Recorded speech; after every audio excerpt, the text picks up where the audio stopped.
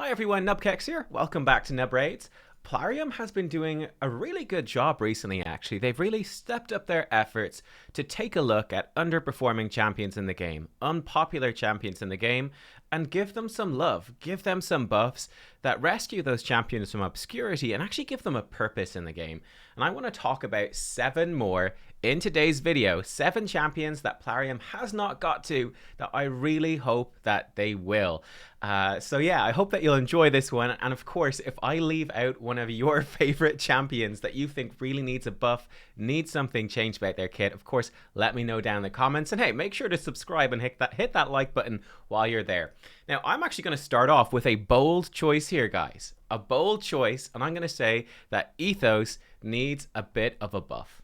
Ethos needs a bit of a buff. I mean, let's be honest, the dude looks super cool. He's one of the iconic early Void legendaries, just this badass AoE nuker.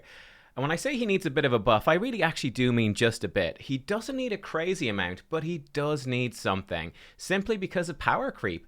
Right? I just recorded a video this morning. I'm not sure when I'm going to publish this one actually, but looking at Cleopteryx, log and reward champion, and she is basically now, thanks to her buff, a really nice buff, she's basically a spirit affinity version of Ethos in terms of her damage, her AoE attacks. But on top of that, she also has a bunch of really cool interactions with the Hex debuff. So she's like a spirit Ethos, but more interesting. Even more telling, I think, in the Skinwalkers faction. I won't go through his kit, but I invite you to go read Leorius, the Proud's kit. Check out his multipliers. It's hilarious. This dude is basically Ethos, but better. It's actually kind of hilarious. He's the same champion, but better. So Ethos, yeah, he's not terrible by any means. I mean, you've probably seen other content creators at the moment in the Krisk tournament that's going on right now, using Ethos as their nightmare farmer. I use him all the time in Doom Tower normal. Like, he's a good champion. He blasts out the damage. He's solid. But let's look at his kit. His A1, this is actually a really good move. 20% chance for an extra turn, decrease enemy max HP. This is good. It's good against Scaraboss. That extra chance of an extra turn is very satisfying. It hits hard as well, and it sort of gets him back to his AoEs. So it's a great A1. His A2, great AoE hit, however, and a triple hitter as well. However, puts a 15% weaken debuff for 2 turns. I mean, come on, that's the small version of weaken on a Void legendary. That just shouldn't really be there. And in fact, we could just remove this and free up some stat budget to go into other parts of his kit. Same thing with his A3, Extinguish Life. It's a nice hitting AoE attack, but check this out. This attack is always critical. This was probably a really fun and cool idea when this champion first came out. But, you know, nowadays, 2022, the way the game works, it's just not relevant, right? If you build him with no crit rate and build him with as much damage as possible, like, yes, this will hit hard, but then his A2 and his A1 become useless, right? They become completely useless. And besides, anyway, there are champions now that just hit way harder, right? Hex champions hit way harder than this. You know, there's champions like Trunda out there that just hit way harder. So there's not really a point to this. Again, this is something we could get rid of and free up some stat budget. He also has this aura, 33% crit rate in arena battles. Nobody uses crit rate in arena battles aura. That's just not relevant to how the game is played. So it's a completely dead aura. It's wasted space. So I think if we get rid of those weak parts of these things here, it frees us up to add some cool new stuff onto Ethos. I'm not sure what it could be. I mean, something fun might be giving a chance for an extra turn onto this AoE. That becomes pretty scary then, right? He could potentially do his one AoE and then straight extra turn into another one. That is scary stuff. Another, I think, fun idea, make him sort of a competitor with Foley, a Void version of Foley, Extinguish Life. Make this AoE attack block revive if he kills someone with it. I think that would definitely push him up into a much more relevant position and make him much scarier. But yeah, basically, I just think Ethos, he needs something more unique to set him apart and get rid of some of these older bits.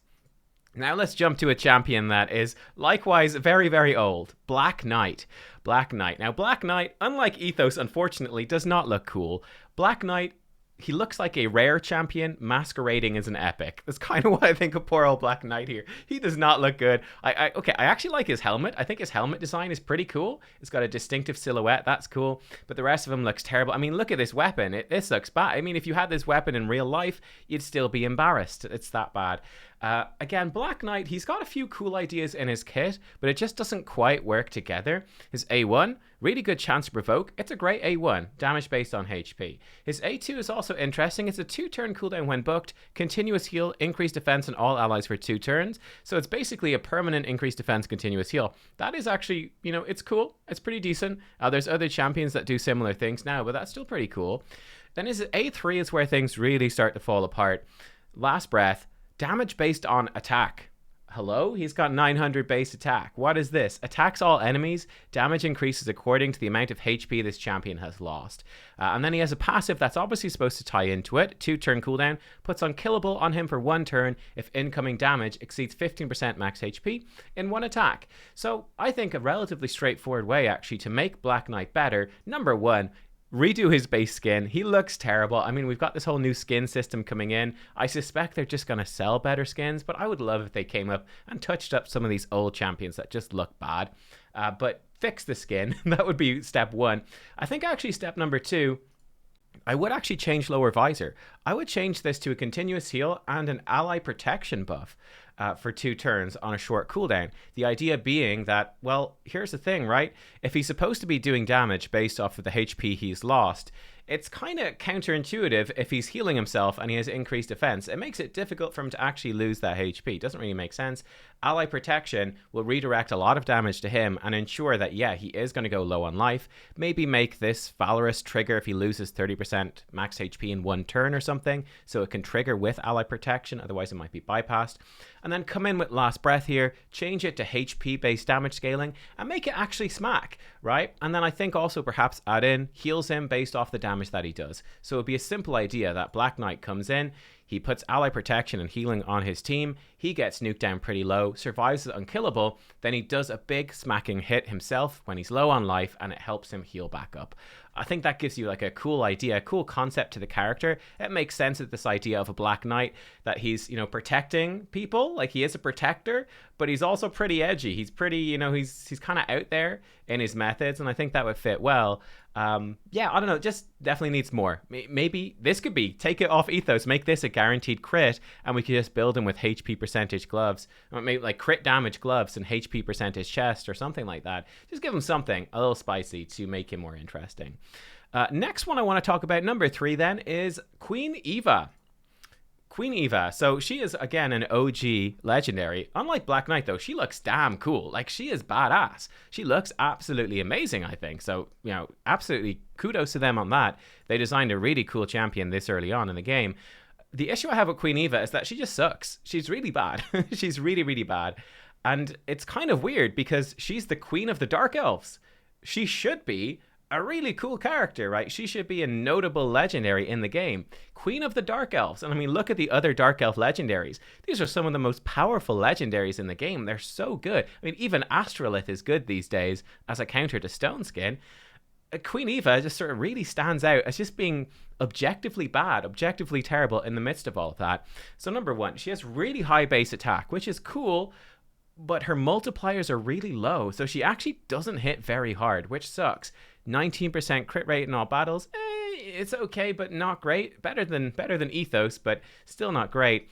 Her main thing is energy drain, AoE attack, decreased turn meter by 20%, resets the cooldown on her skills if any target is killed, extra 15% chance to inflict a critical hit, but she doesn't have bonus chance to crit on her other abilities. It's just kind of wonky. I actually do quite like this A2. Double hitter, blocks revive, 3-turn cooldown, heal reduction on her A1. I'm actually fine with that as well. What I'd like to see with Queen Eva would be something along the lines of maybe make her actually lead off with her A2, double hitter, make it hit hard, and give her an extra turn, and then come in with her A3, have it be an AoE attack, resets her cooldowns if any target is killed, and maybe it gives her a shield based off the damage done or something like that. An energy drain, right? She nukes them, gets a shield herself, and the idea would be that, okay, turn 1, she smacks someone, potentially blocks revive. If they survive, they're left vulnerable to this AoE, and if she kills them, she resets her turn and is then resets her skills, and then is ready when she next comes around to again do a single target hit, block revive, and potentially get another turn into this again. And that becomes a kind of scary thing. Like, there's a theme to that, there's an idea to the kit. Giving her a shield obviously fits with the energy drain idea and would also help her stay alive and get back to her next turn. I think something like that would be kind of fun. Obviously, then you could turn off her A2 for campaign farming and she'd still do it just the same. But yeah, I think she needs quite a substantial switch up to her kit to really make her relevant. She just has a bunch of stuff that doesn't really go together. It's quite wonky. So yeah, I'd like to see some pretty big changes to her to make her stand out. I think that'd be pretty fun. And yeah, make her a bit more intimidating. Leaving the legendaries behind for a minute then, let's go over to the epics for a bit, shall we? And let's go to the most fed champion in the game. Yeah, well, remember Plarium about this time last year, actually, with their previous anniversary events, they did a video giving a whole bunch of stats, and they talked about how Yaga the Insatiable is the most fed champion in the game. People get him and they just use him as food, and there's a clear reason. He is your reward, your login reward for playing the game for 2 months. So you're 2 months into your game's journey. At this point, you're picking up actually quite a few new champions, right? You've got lots of stuff to build, lots of good champions. And he comes in, what does Yaga do? Number one, he's got pretty terrible base stats. His A1, when it's booked, 50% chance to put a poison. His A2, double hitter. Each hit has a 75% chance to put a poison for 2 turns. Then his A3, it does a decent amount of damage and 25% more against targets under poison. I mean, 4 turn cooldown, accuracy aura. Yeah, he's pretty terrible. He's obviously supposed to be your pity timer for Demon Lord and maybe even Dragon. He's supposed to be that champion that will help you get through that stuff if you haven't already. But he's just really bad. I think straight up a couple of things to fix him up. His A1 is probably okay. I'd love to see the A2 at the very least come down to a 3-turn cooldown. Potentially make it an AoE attack. That'd be quite useful. And not entirely broken. Alternatively, make it like a triple hitter with a 75% chance to put poisons. Help it put out a whole bunch of poisons. And then I think, again, bring his A3 down to a 3-turn cooldown as well. And I think a fun thing to do with this would be to have him increase the duration of all poisons on the target by a turn. Something like that. So the idea would be that he comes in, he throws out a couple of poisons on his A2, then he comes and he extends them on his A3. It's something a bit unique, it's something a bit different, and it would give you a reason as well to use him, right? You're 2 months in, you might have got a Frozen Banshee by now, you might have got a better character, but he would still be relevant by extending poisons. Hey, he's still good, right? He's still good in combination with another poisoner in Clan Boss, still relevant for the early game and not completely forgotten. But yeah, when you're the most fed champion in the game, you know something's supposed to change. So there you go. We're going straight over now to the subsequent login champion, the one that comes right after Yaga the Insatiable. Dark Aethel, your reward for logging into the game for 3 months straight. You get Dark Aethel. And what a terrible champion she is. Absolutely abysmal. Clearly comes from a time much earlier in development. Check out this. Harvest Despair, her A3, 4-turn cooldown when it's booked. Attacks all enemies. Puts increased speed on Aethel for 3 turns if she kills 4 or more enemies. What? Heals her by half of her max HP if she kills 6 or more enemies. Grants an extra turn if she kills 10 or more enemies. Like, what is this move? I don't know. Like, what player in 2022... 3 months into the game is like the only place you can even use this is Spider Dungeon. And like, what player in 2022 3 months is struggling on like Spider level 7 or level 10 or whatever it is? Like, that's just not, it's just not relevant anymore. And completely useless on the higher spider levels because she's just simply not going to be able to kill them. The spiderlings are going to be too tanky, and it's not even a part of the strategy. It's just terrible. It makes no sense. Her A2, also a 4-turn cooldown AoE attack. 50% goes to 75% chance to put decreased speed. Her A1, double hitter with a 50% chance to place decreased defense. Attack in all battles, 20%. Like, she's just really bad. Honestly, I'm going to be honest. I'm tempted to say, yo, just delete this champion and make her a skin for normal Aethel. I'm tempted, but let's actually look at how we might rework her. I think a relatively straightforward way to fix her is obviously she's supposed to be, again, your pity timer to help you with Spider Dungeon. That is her purpose. That's her goal. She obviously does not manage that at all. I think we really switch her up. I actually like the idea of an AoE with a chance to place decreased speed. I actually think that's fine. That's okay. Maybe the chance could be higher, but I'm fine with that. That's okay. Harvest Despair, I think we could switch this one up. I think make it an AoE attack that can place a fear, right? And then give her turn meter for every fear debuff that she places. That would be pretty useful. Again, it doesn't need to be 100%. Could be like a 50% chance to place a fear, maybe a 75% chance to place a fear. I don't know, something like that. But a low chance to place a fear and fill her turn meter when she places those fears. I think that's kind of nice. AoE fear attack and an AoE decreased speed. That's useful for controlling the spiderlings and Spider's Den. It's still kind of crappy, but I mean, she's kind of a crappy champion. Let's stay true to her theme here. And then maybe a passive that whenever she places a debuff, she decreases the target's turn meter by 10%. Something like that, so that she comes into your Spider's Den, does an AoE decreased speed, pushes back the turn meter of the main spider, the spiderlings. Then she comes in, AoE fear, helps them miss their turn, helps your team stay alive. Again, pushes their turn meter back. And then she goes into A1s for a couple of turns and maybe even add a little bit of extra turn meter reduction to this one so that she can be A1ing that boss and doing a bit of turn meter reduction. And yeah, because that's kind of what Spider's all about. It's about crowd controlling the spiderlings, surviving the spiderlings, turn meter reducing the boss while you kill him off. So give her some turn meter in her kit, give her more control, and forget about this whole, like, killing 10 or more enemies. It's kind of fun that that's a thing in the game, but it's also not fun because it sucks. So there we go. That's Dark Aethel. Now, jumping over to the orcs, this is one probably a lot of people were picking out, and it's Tila Gourmet. So I actually think Tila's really cool. Now, unfortunately, she is obviously a reskin of Krila. Hopefully, we could see some differentiation between characters now with the new skin system. Again, I really hope they go through and they change up the models and skins and stuff of some of these champions. I suspect they won't, but I hope that they do. But Tila, I actually kind of like her. I think that she is a cool champion. Like, look at her. She's visually cool. Like, she's got this really cool paint job. It's actually pretty intimidating, pretty badass. She's got this cool scimitar. And look at this. It's the Hex Drinker Scimitar. And I love this idea that, like, she's got this sort of dark magic and she's kind of like sucking up everyone else's magic, using it against them. She has a resistance aura, and I think that really fits her theme. That's cool. That's badass. Then she has a Life Worm, AoE attack, can put leech and heal reduction. And I'm actually, I'm pretty cool with that. I think that's okay, right? AoE attack with leech and heal reduction. That's decent. It's a bit unique. It's not amazing, but it's unique. It's a bit different. I think that's cool. Pyre Strike, though, this one is very underwhelming. Single target attack with a single target HP burn and continuous heal on all allies for 2 turns. And then Hex Drinker Scimitar attacks one enemy, steals a random buff, and a 50% chance of stealing another random buff if the target's under 2 or more buffs. I think the way to fix her up and to make her a badass is to build on this whole idea of this Hex Drinker Scimitar, of her being this sort of anti-magic character. What I would do, I might even go as far as, like, say, give her a cool passive that makes all of her abilities unresistible, or give her like a passive like Mithrala or like Helior, where her resistance increases her accuracy or something like that. The idea being that, she's cutting through your magic, but you can't really stop her. So like an irresistible AoE heal reduction with Leech. That's cool.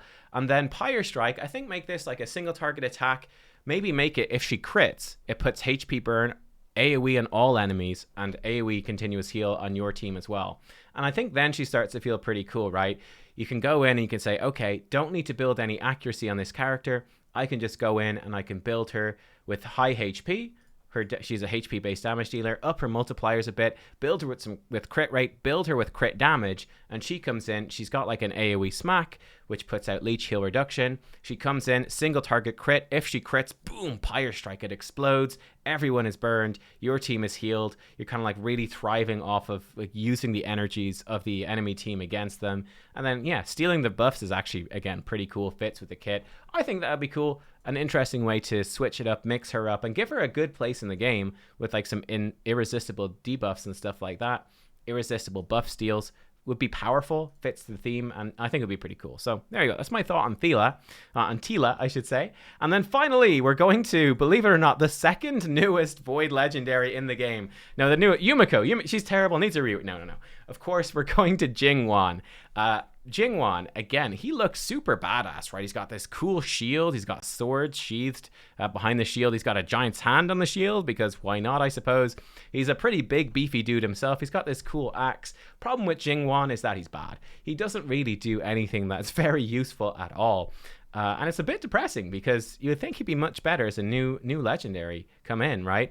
But this power flare, it barely does any damage at all. 4-turn cooldown. AoE 2 times. First hit can put decreased accuracy. Second hit decreased crit damage. Then he puts strengthen on himself for 2 turns. Definitely a bit of a weird one. And this is definitely kind of underwhelming. I don't mind these 2 things, but I really wish that this would hit a little bit harder. He has Compound Calamity, attacks an enemy, can increase the duration of their debuffs and place block active skills if they're under decreased accuracy, decreased crit rate. You know, again, single target block active skills, where is that actually useful? Not many places, even with a 2-turn cooldown. His A1, transfer a random debuff from this champion to the target. He's also immune to a bunch of debuffs, and he can remove it from an ally and place block debuffs on them, but only from a single ally and with a 4-turn cooldown. So he's just really weird. He's really wonky. So what I would do with him, I'd definitely be giving him a fairly substantial rework. Power Flare, I think, should hit hard. This should be a decently hard-hitting move. It's called Power Flare, not Weak Flare. Come on. Decrease accuracy, decrease crit damage. I'm actually fine with that. I think that fits. Strengthen on himself. We could even leave it with just strengthen on himself. That could potentially be okay. And I guess the idea with him is supposed to be that you're not going to build him with resistance, but you're going to use him to decrease the enemy's accuracy, and then the rest of your team is going to be immune to debuffs, and he's going to tank everything up through strengthen and being tanky, transferring debuffs from himself back onto the enemies, that sort of stuff. But it just doesn't really work in practice. I would definitely be changing up this A2. Attacking an enemy, I think if you gave him, decrease resistance, I think that would be pretty good, right? Go in, place decrease resistance. Alternatively, do a debuff spread. That would be really good as well. Make it useful for Hydra. If you want him to be more of a PvP character, they can make it do a block active skills, maybe even a block passive skills as well, right? Block active skills if they've got decreased accuracy or decreased crit damage. Block passive skill as well if they've got both. Increase the duration of the debuffs as well. You could do something interesting like that, something to mix him up, but he definitely needs some pretty big tweaks. I'd really probably lower the cooldown on this as well. I feel like this is way too long of a cooldown. Just doesn't really make sense. So yeah, there's Jinguan. Potentially you could even make Power Flare be like decrease accuracy, increase resistance for your team. That would be pretty spicy. Like, that would be real good, right? Decrease their accuracy and increase your team's resistance. Ooh, that's getting nasty. Like, you could do some cool stuff with this guy, but he definitely needs something because he looks so cool and he's just so bad. He is so very bad. But yeah, I think decide, okay, are we going to push him in more of the, a PvP sort of character, or is he supposed to be a Hydra sort of character? What is he supposed to be? Just mix it up. But yeah, guys, there you go. They are the 7 champions that I wanted to draw attention to today. 7 champions, which I think have been languishing mostly in the vaults. Some of them not languishing in the vaults, but most of them languishing in those vaults, not being used, or at the very least, these champions, they need a buff. They need a fresh coat of paint, whether visually or gameplay wise. But yeah, let me know what you think. Let me know any ideas that you have. And of course, are there any champions that I left out that you feel should be included as well? Again, let me know in the comments down below. Thank you all for watching. I hope you enjoyed. I'll see you next time. Bye-bye.